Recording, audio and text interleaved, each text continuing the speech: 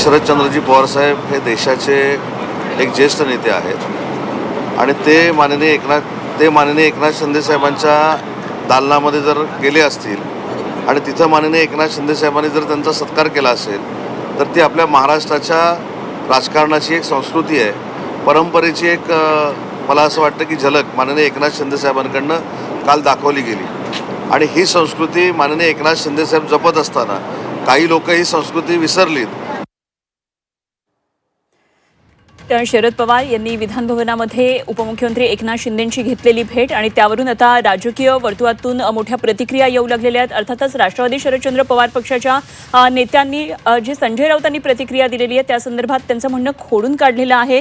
विश्वासार्हता कमी होते असं संजय राऊत यांनी म्हटलं होतं। अत्यंत संतप्त प्रतिक्रिया त्यांनी दिलेली होती। ज्या गद्दारानं आपलं सरकार पाडलं त्याच्या छताखाली जाणं याबाबत संजय राऊत यांनी वक्तव्य केलेलं।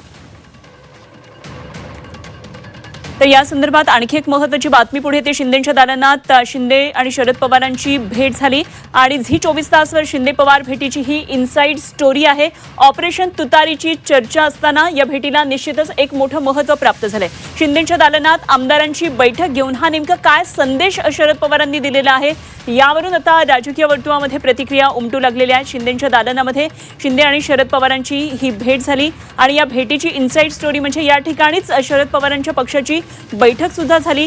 तेव्हा या दालनामध्ये शिंदेंच्या दालनामध्ये अशा प्रकारे आमदारांची बैठक घेऊन शरद पवारांनी नेमके काय संकेत दिलेत यावरून आता राजकीय वर्तुळामध्ये काही प्रतिक्रिया उमटतात आणि अर्थातच सगळ्यात पहिल्यांदा व्यक्त झाले ते म्हणजे संजय राऊत। खासदार संजय राऊत यांनी यावर अत्यंत संतप्त अशी प्रतिक्रिया दिली आणि त्यांनी असं म्हटलेलं आहे की हे आम्हाला सहन झालं नसतं, आमचं मन एवढं मोठं नाही, ज्यांनी आपलं सरकार पाडलं अशा गद्दारांच्या छताखाली जाऊन अशा प्रकारे बसणं, तिथे बैठक घेणं याबाबत त्यांनी संताप व्यक्त केलेला आहे।